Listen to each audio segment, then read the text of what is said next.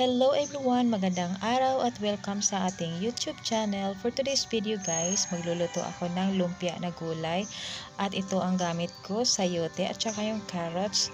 Mayroon akong tinadtad na sibuyas at bawang at gagamit din ako ng oyster sauce at soy sauce at magic sarap.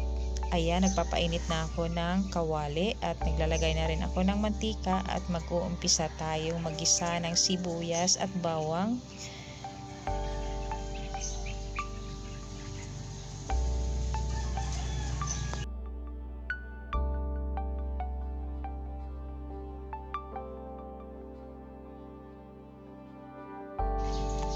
Ayan, at ilalagay na natin yung ating gulay.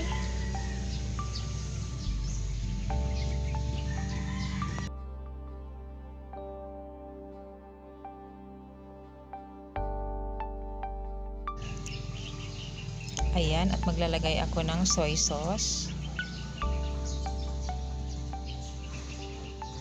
At magic sarap. Ayan, depende sa inyo guys kung gusto nyo ng maalat-alat or katamtaman lang. Yung sa akin kasi katamtaman lang. At naglalagay na rin ako ng oyster sauce at halu-haluin lang natin.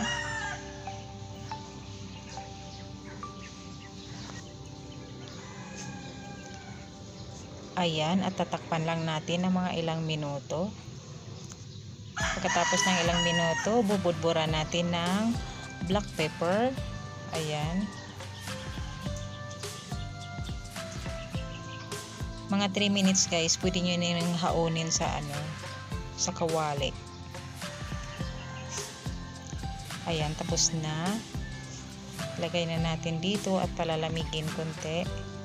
At saka natin siya babalutin sa lumpia wrapper.